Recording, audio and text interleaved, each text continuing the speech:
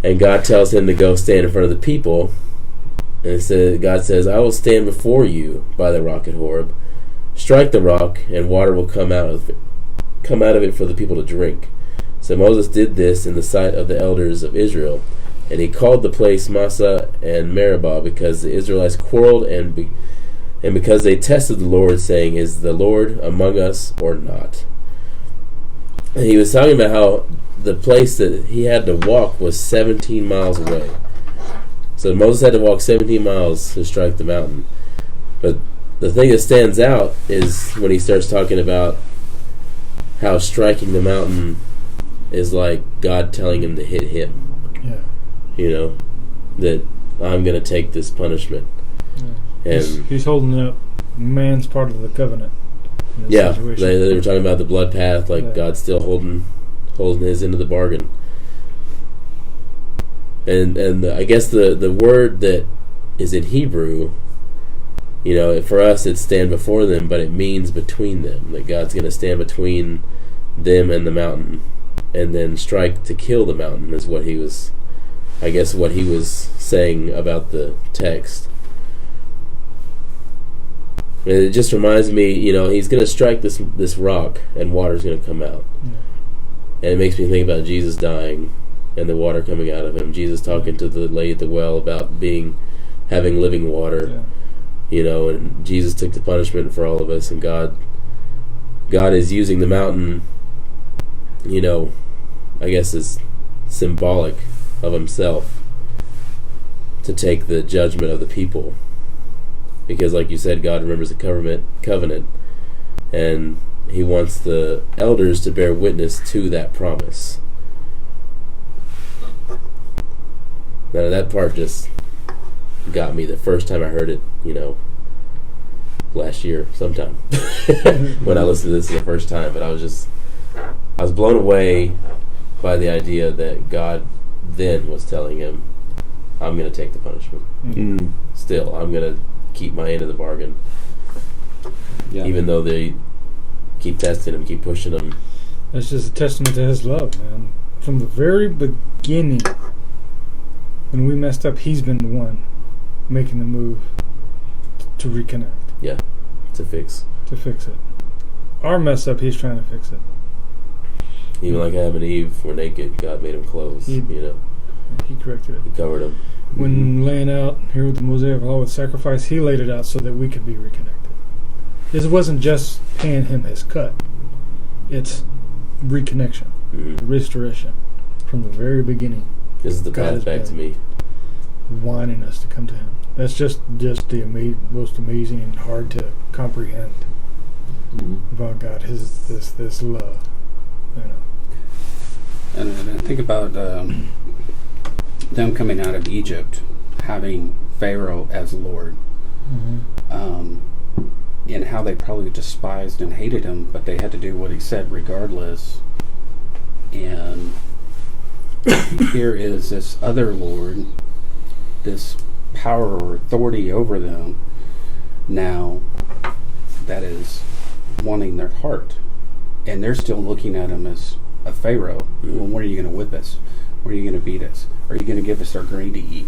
You know, before we go out and make these bricks, or are you just going to take away all the straw again? You know, you can see they're whining and complaining, because I think to them they were just training one master or one power source over another, and they were allowing panic and fear to set in.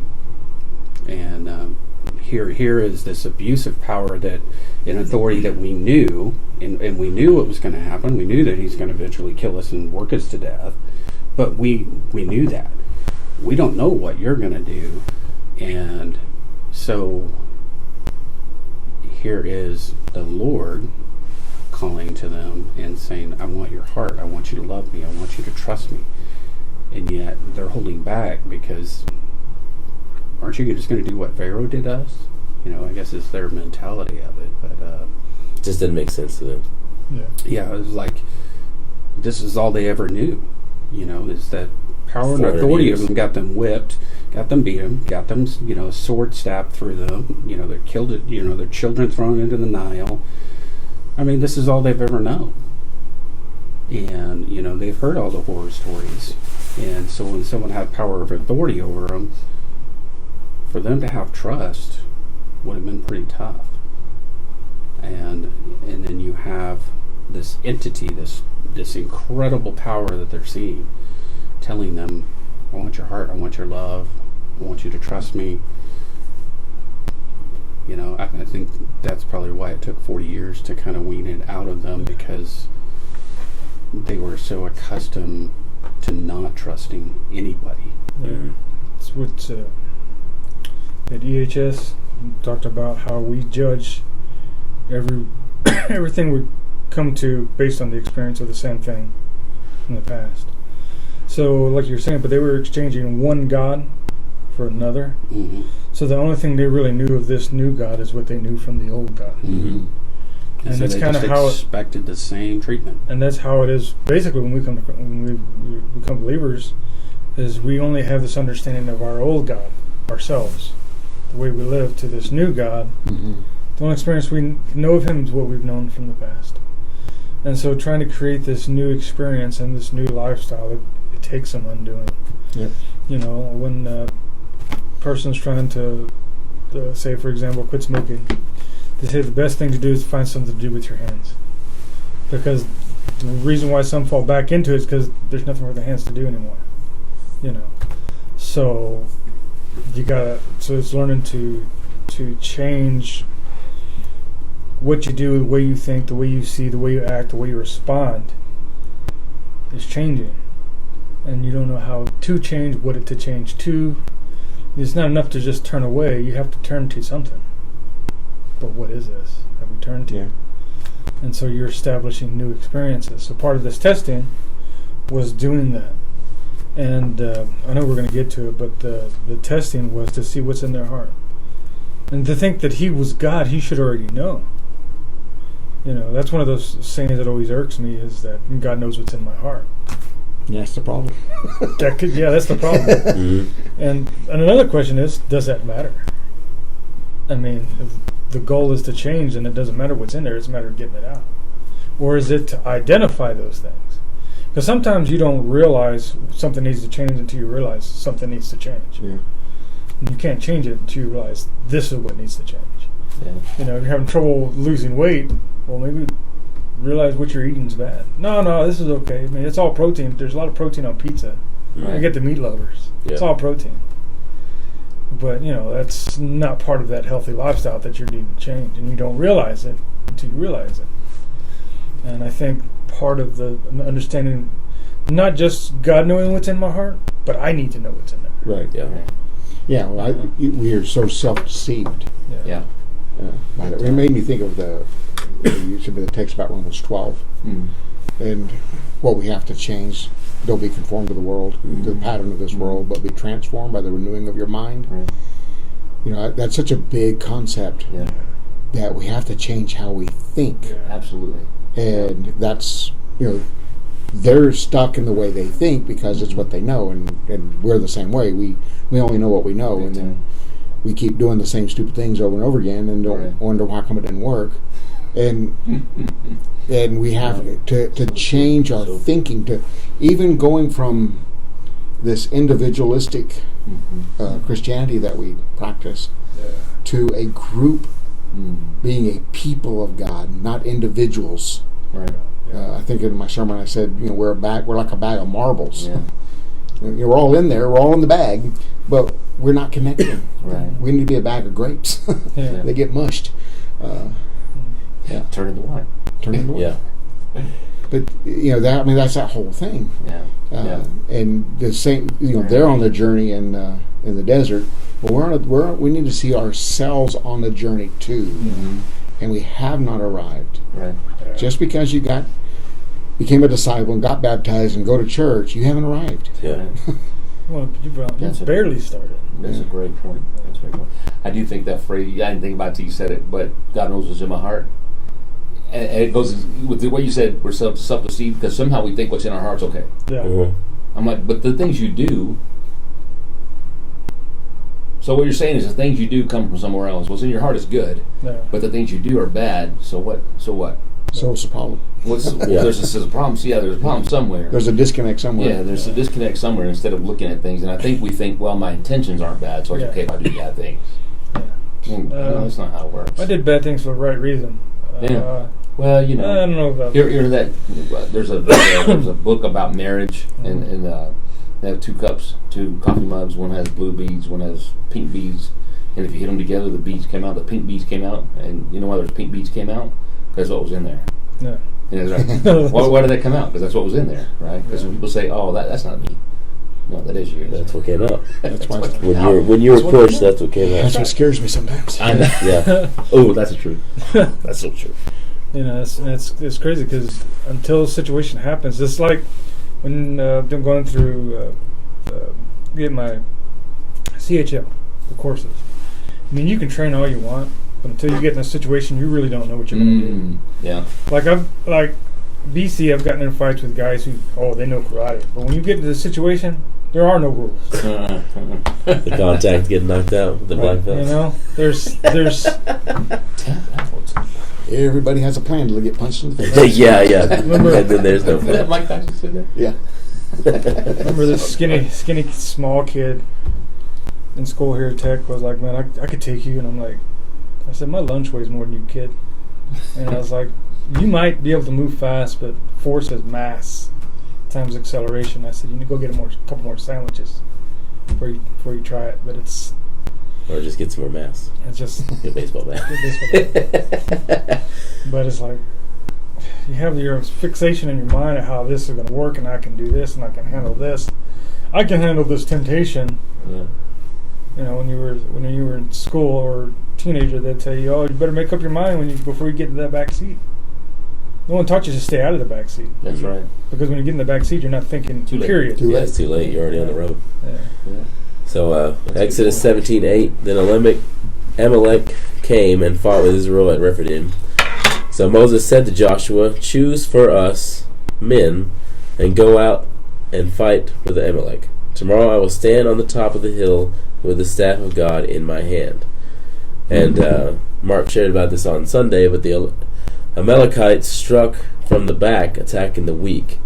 And God sends judgment upon them because he hates when people attack the weak. And later God tells the sick and weak to travel in the middle so they won't get attacked again.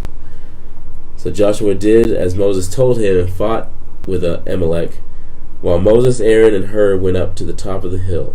Whenever Moses held up his hand, Israel prevailed, and whenever he lowered his hand, Amalek prevailed. But Moses' hand grew weary, so they took a stone and put it under him, and he sat on it, while Aaron and Hur held up his hands, one on one side and the other on the other side. So his hands were steady until the going down of the sun, and Joshua overwhelmed Amalek and the people with the sword. Then the Lord said to Moses, "Write this as a memorial in a book, and recite it in the ears of Joshua, that I will utterly blot out the memory of Amalek from under heaven." And Moses built an altar and called the name of it, "The Lord is my banner." And I love how they go into what the banner points to, or like how Moses is the flag that points to God. He showed a picture of I don't know, maybe it was a temple, an Egyptian temple, and it had the flags way high up in the air because the flags are pointing towards the God that you worship. And so Moses becomes the Nasi, is what he was saying, because Adonai Nasi is the Lord is my banner. And Moses becomes that flag that points to God, because they were saying when you look up at the flag, you're not looking at the flag, you're looking beyond it. So you can see Moses standing on the mountaintop, but what you're looking at is God. Like Moses is pointing towards God. I'm just thinking, like, do we do that at all? Yeah, that goes do back I point to God? Yeah, that goes back to the manhood study. A man of God points towards God. And there's so much in here I call manly stuff. Like, who will fight for us? I'm trying to find it, and I forget how it goes, but there's a Greg Rochelle quote. Every man has a battle to fight, a kingdom to advance. And I forget the third part of that quote. But we have to remember as men... Well, no, it's John Eldridge. John Eldridge? Or maybe he was battle to quoting fight, kingdom to advance. Beauty to rescue. Yeah, something like that. Something like that. Yeah, and that's part of the concept. One, it's not about us; it's about the community. Two, we have someone we should be fighting for. We should be somebody's champion. And when I was youth pastor, and that's what I taught teenagers, you got to be somebody's champion. You got to be willing to fight for somebody else, and it's one of those things you don't really get to choose. And I know it sounds weird. It's when I say it, just you don't really have a choice in who you fight for. You fight for whoever God gives you to fight for. You know, within this youth group, that was one of my challenges. Is these are your people. This is your tribe. These are the ones you're supposed to fight for each other. Not so much physically, but when you're out and about in school, someone's picking on them, go stand up for them. If someone's having trouble with their schoolwork, be willing to help tutor or help them find some answers. You know, if when the church would have a work day, 35 teenagers show up to help mow lawns and paint and things of that sort. So it's a matter of, I have to ask myself, one, am I fighting for somebody or am I just fighting for myself? Yeah. See, and that's such a good point about how do we build community? And it's going to have to change how we think. But part of it is you feel when you're taken care of, when people come and fight for you, because there's been many times that I'm just broken and I don't even know what to do. And somebody comes along and stands beside me and says, we'll get through this. And someone asked me a couple of years ago, I guess it was, why are you still here? You know, because of this has happened and this has happened and this has happened and all this garbage you've had to put up with. It's because I had people that stand beside me and fight for me when I couldn't fight for myself. That's awesome. And that's why I'm here. Because if I go out there, I don't have anybody to fight for me. You know, I'll be all on my own. And I know how that ends. And if we can learn to understand how important that is, where it's like we get weird about confess your sins to one another. Like that's this big command, but we forget the rest of the verse so that you can be healed. And again, that's the difference between shalom and empire. Under empire, confess your sins so I can beat you. But in shalom, confess your sins so I can help you.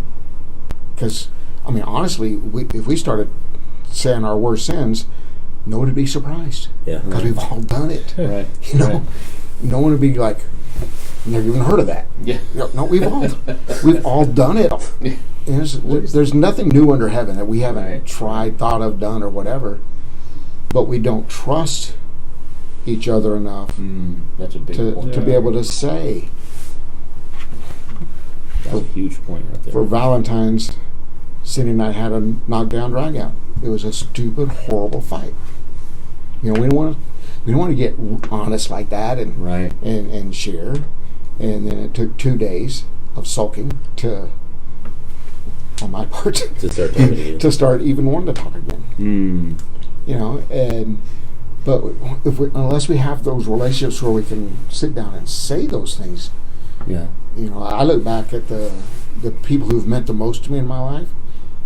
It was people who know the junk, but they stuck with me anyway. And that's just such an important part about building this and having someone who will fight for us. And if anything we can do in this church, you know, we've got to do that. That way, like I preached Sunday, then the people who are hurting, that God hears their cry.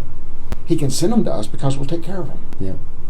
There's no point in sending them to us if we're just going to hurt them. That's right. You know, we'll be the next guy in line to hurt them and shame them. And you know, there's a song on the radio right now that I love. Truth be told, you know, if the truth be told, it's seldom told. And one line says, "The sign on the door says everybody's welcome, but I doubt it." Wow. That's such a good song. That's pretty That's a good one. And I was sitting there looking up, you know, how do you pronounce it? Eliminix? Ammonites, or whatever we call them. Amalek? Amalek. It's just Amalek, yeah. I Yeah. wanted to say Elimelech, They were, but it's Amalek. They were their distant cousins.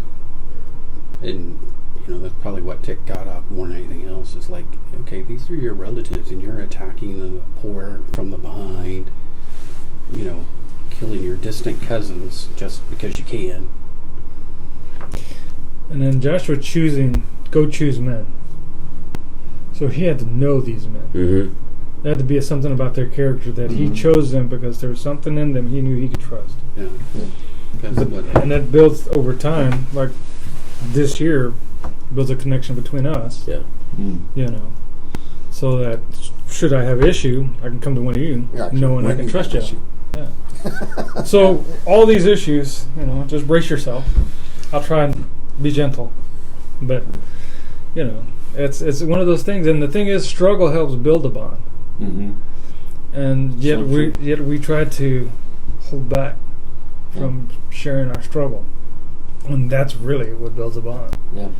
When I think back to my Bible school days, our bedroom was about this big. There was 8 of us, plus a walk-in closet or bathroom and the smaller kitchen area. And some of us lived in there. Hey. And of course it was this wood paneling, smelled of olive oil. and at any point there'd be 30 guys in one room like that, playing checkers, cards, what have you, drinking coffee. How do you even have room for a checkerboard? We managed, man. Make it happen. We made it happen. Somebody's holding it. And so it was like these struggles, and some of my closer friends are the people I've gone to Bible school with. We were in there, when we had to suit and tie and dig a ditch real quick so that they can come and put us utilities. Hey, you guys all, I'm serious, we had to tie on suits and we would pickaxe, dig a ditch. Those things. And so those are some of the closest. Matter of fact, one of my closest friends, we got in a fist fight the first week. Yeah. And so it's interesting. So the struggles, as much as we try to avoid them, but how healthy or important they are. Sure. Yeah. Very true. That just makes me think we're afraid of the bond. Yeah. Where we don't want to get to the point where we have a bond with each other because we're afraid of the bond. Well, we think empire, not Yeah. shalom. Yeah. Mm-hmm. If I tell you, then you have power over me. Yeah. If I tell you something stupid that I'm thinking or doing, then now you have power over me. Yeah. And now I'm afraid to give you that power. Mm-hmm. We don't see it as shalom. We don't see it as, if I tell you something, I have someone on my side. We don't see it that way. Right. And partly is because of our history, of our own past, because when we did get honest about something, it was then used against us. Yeah. We get the thing like, well, he confessed this, and we're just going to keep an eye on him. Yeah. We can't let him be alone with any sister because he'll hit on. You know what he did. You know what he did. And that sort of thing, and that's not shalom. That's empire. Yeah. Right. I think we need to figure out how to build a culture where there's no shame. Mm-hmm. There's no shame in this room. There's no shame, and there's complete trust. It will not leave this. Stuff like that. Mm-hmm. Where because I actually wrote down. You said earlier. So I'm thinking about that series a few weeks. There's things. It says, "Do not conform to the pattern of this world." I was like, "What is the pattern of this world?" Mm-hmm. First thing I thought of was individualism. That was the first thing I thought of weeks ago, and I think we had talked about it a little bit. And that's why it popped in. But when you said about trust, I was like, God, that's the reason we don't, or part of the reason that we don't is a trust issue. Mm-hmm. So I think it's something we got to talk about. But it's more than a sermon. Sermon's fine. People are like, oh, that was good. Thanks, good information. Yeah, we have to take it from a sermon to experiential learning. To live it, yes. We're absolutely we're having the conversations and growing and being involved and everything. Like this Saturday, everyone that came out and helped me almost brought me to tears because Petersburg didn't show up, and it was communication issues. It's hard to get communication. I know 2 people that did show up were awesome, but I felt supported. I felt encouraged. I felt believed in, and that was awesome. It was awesome, and it wasn't like anyone was sitting around going, I showed up, bro. You know, Yeah. Yeah. Hey, Mark, Put it down on my give me a pat on the back because you now owe me. yeah. Here's your box of food there. I'm gonna be calling you when I got a refrigerator to move or something. I got Yeah, some dirt you know, food. in Guam they have a thing called chinchuli, and when somebody dies, they have a rosary, and it's 9 days worth of rosary, but it's like food for 9 days, and it's, or if you have a baby shower or a baby birthday, I bring something. I bring a dish to your thing, and you have someone who writes down what you brought. Oh yeah, That way, heard whenever of you those. go to their thing, you bring something. Maybe not the same Equivalent. thing, but yeah. it's got to be It's an called equivalent. You chinchuli, can't yeah. you can't lower the Yeah, standard. people write down what they brought. So, And that 4 kinda hours. He owes me 4 Hey, hours. Mark, I'm doing some stuff today for 3 hours. Stay at 1 hour. Isn't that the human? I'll bank 1 hour and keep it for later. So even that's the human thing to you know why I would think you would do a certain thing, because I would do it. Mm-hmm. Reason why I would think you would hold my confession against me, because I would do it to you. Yeah, yeah. But the opposite has to be what has to flip.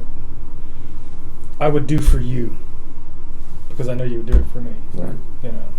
And that's where that vulnerability stuff comes in. Mm. You know, That's another good one. Yeah. when we you know, that's the true. That when people are vulnerable, then it draws people to them. Mm-hmm. And I've experimented with it a little bit in my class Dipped your toes. when the way I teach, and I'll tell them.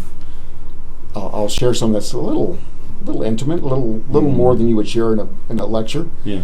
And every time I get a warm, better response. Wow. The students are drawn, and they'll come up and talk to me after class and stuff. And you know, because I told them a story. Yeah, my wife and I had a fight one time. You know, and she's standing on the bed. She's so mad. She's got her fists clenched. She said, "You want a piece of this?" I said, "Well, that's what started this fight." And I was doing a thing about how we can view and look down on people and judge our patients, and you know, and all that. You know, and then I don't know how I got into that, but after that, though, people are more. They're drawn to you, and if we want people to be vulnerable, we have to be vulnerable. Sure. Yeah. Sure. Yeah, absolutely. So if we're going to build this family, if we're going to build this group, a lesson is great, but there's some. There's going to be some modeling going to have to take place, Absolutely. Yeah. and it might start in this room. Oh, Yeah. Yeah. Amen. Yeah. For sure. So the term. So back home, I was my pastor's armor bearer. That term comes from this story of them lifting him up. And so basically, what it is, an armor bearer, is I assisted my pastor in whatever he needed. I learned how to iron like he likes to iron. He was a Navy guy, so it was particular. I learned how he took his coffee, how he would do his breakfast if he had one, anything he wanted done to particular in the sanctuary, anything he needed to do. And the point of doing that was to assist him so that he could be free to do what he needs to do. My illustration always was, okay, pastor's in his office right before church, and he wants to go get a cup of coffee from the kitchen. God gives him some revelation that could change somebody's life in the sanctuary. Or in the, Forgets it while he's getting coffee. and then on the way back, forgets it. Now, I go to the kitchen and get that coffee. Now he gets that revelation. Now he's in a position to write it down. And now he's able to share that to the congregation, and it hits who it needs to hit and impacts them. By doing this small act, I did my part in helping impact that person. So when we build each other up, part of whatever it is we do, no matter how small or insignificant, could change somebody's reaction and impact them. And when a person is impacted in a certain way, I mean, when someone does something for us that just, I was feeling down so low, and someone sends you a text and it cheers you up, and it makes you want to fight harder. It makes you want to get back into the game, so that I can now be impactful again for somebody else. So there is this chain reaction. We said last time, obedience begets obedience. there's this chain ripple effect that occurs. So that when I build somebody up, now they're encouraged. They're going to go out and they're going to start building up someone else, and then someone else, and at the same time you're building others up, so that now this community is built up. And so so sometimes you have to remember what being built up feels for you. Now you're going to go fight for others and help build others up. Yeah. They said on the radio today, what if God called you to hold the arms of your little brother up? Mm-hmm. Would you be excited about what God called you to do? But yet that's what God called Aaron to do. To hold his little brother's hands up. Yeah. And so sometimes we want to do the big things, and it might be the little things that make all the difference. Yeah. I was thinking when you were talking about vulnerability, because the test number 3 is, will you love me with all your very? And I was thinking, we can love God with our actions and with our words, but can we love Him in our moments of vulnerability? Can we give Him that? Because I was thinking when you were sharing with your class, and you always get a good response from it, is because you're like giving them credit. Like, it's kind of a social credit. Like, oh, you've given me something. Now I feel like connected to you because you've given me something. It's even if it was like nothing I could do anything with. Right. It just feels like you've given me something when you share something so intimate. Yeah. And he had a little short lesson. It wasn't even a short lesson. It was just a minute-long thing about Shema. Love the Lord your God with all your heart, soul, and your very. But it was I was listening to it, but it was a lot of Hebrew words that I had no idea what he was saying. So I was like, well, I can't apply this right now. But he was, I guess the word he was saying is for very is tov, and tov me'od is very good.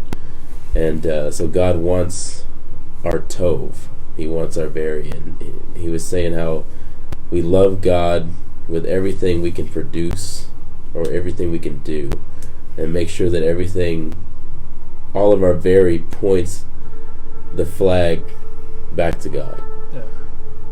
And to serve God and worship Him only. And he shared to serve Him only, and he didn't say what scripture it was in the podcast, but I looked it up, and the first one hit was Luke, and then from Luke it went back to Deuteronomy. It was, fear the Lord your God, serve Him only, and take your oaths in His name. Do not follow other gods, the gods of the peoples around you, for the Lord your God who is among you is a jealous God, and His anger will burn against you, and He will destroy you from the face of the land.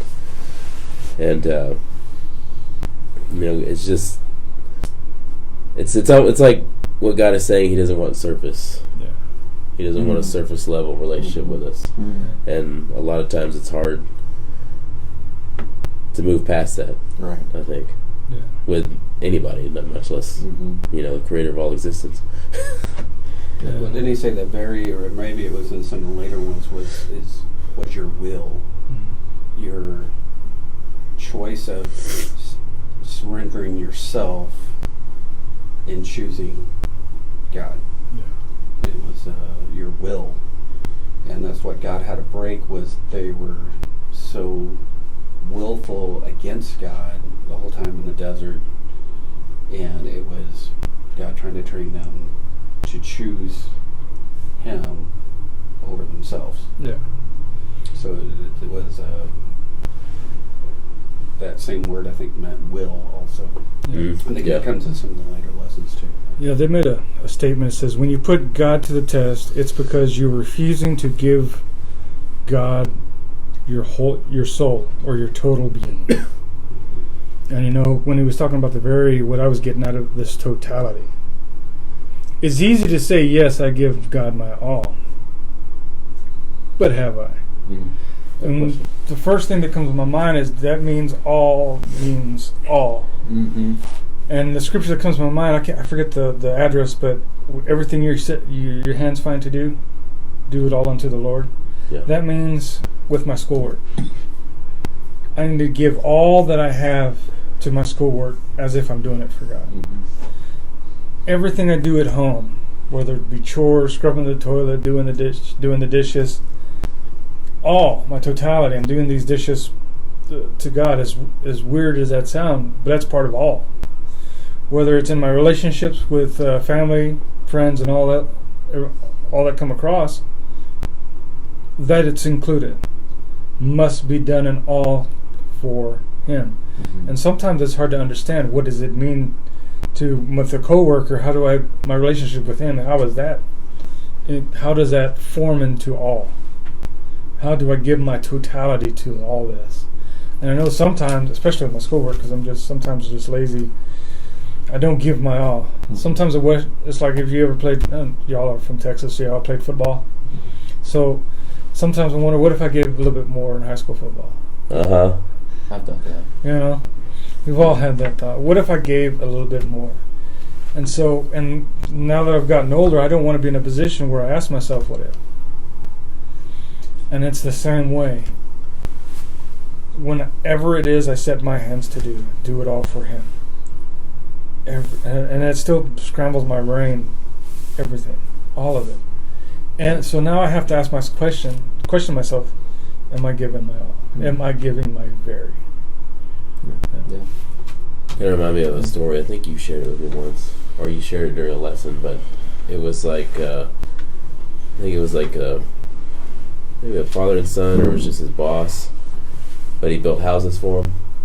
Oh yeah, I've heard that story. He built houses for him his whole life, and then he was supposed to be done, like retire, and he's like, I need you to build one more house. And he builds that house, and then he hands him the key to the house, and it's yours. So it's like, whatever you put in is what you get out. You know, that's what made me think of that when you were... The story I remembered was that the son didn't want to build a house, and so he starts cutting corners. Yeah. And doing everything cheap and shoddy, and then when he's finished, his dad hands him the key. Yeah. There used to be a group called not a Ragamuffin Band, but the song was "This All the Lumber You Sent." The story of a guy, St. Peter was walking on home. They were looking at these big houses, and it came to this shack. Why such a house? That's all the lumber you sent. Wow. Yeah, that's Right. something. You made me think about doing all that. Is that what it means to be rich towards God? Yeah. Because there's that scripture, right? And I've always Yeah. thought, what does that exactly mean to be rich towards God? Like, what does that really mean? But if you do everything for Him, maybe you're storing up. Yeah, this is what he talked It about, says treasures in storing up heaven, treasures right? in heaven. Yeah, Sending that's up what it lumber. says. Right. It's One interesting. of the things I was thinking about is doing my best. There's a part of me that doesn't want to do my best, Mhm. because if I fail, I know That I was could my have done best. better. Yeah. I could have done better. Yeah. Yeah, I didn't make it, but I could have done better. Yeah. That wasn't my best. And that always leaves that little room there so that if I do mess up, I have an out. I could have Yeah. done better. Yeah. Right. And I'm afraid that if I do better, if I do my best, and then I fail, Oh. Say something. You are. I got nothing left. Yeah. Well, I think you know what, even with Aaron holding up Moses' arms, also showed was that you can give your all, but if it's all for me, that's empire. But if if I give my all to the community and to God, which that's what God was forming, was a community that they all served one another. They all did their different jobs and stuff, but it was to take care of, you know, like Right. I would produce milk so that my brother would have milk to drink, or cheese, or bread, or you had bakers, you know.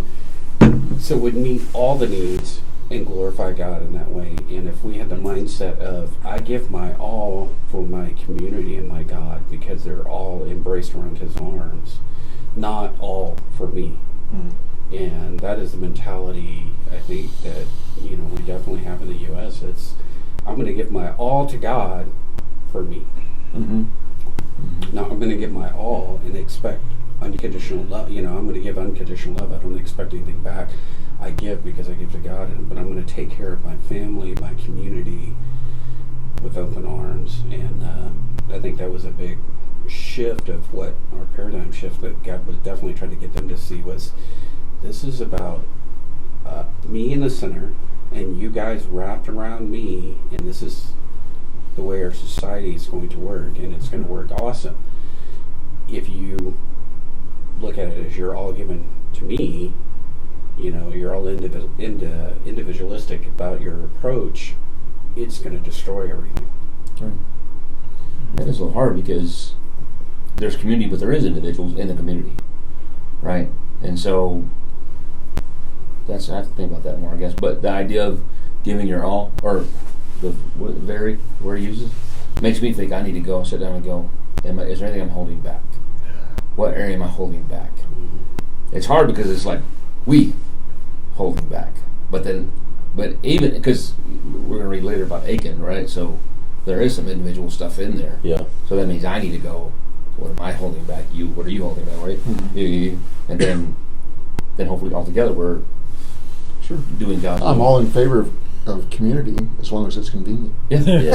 Right. Or It's all about me. It's funny. You just have D groups and everybody would just share like, "Oh, we need to." I'm like, "Yeah, I know we need to. What do you need to do?" what is your And I've done the same thing. So I think this saying that we, and I'm like, yeah, but.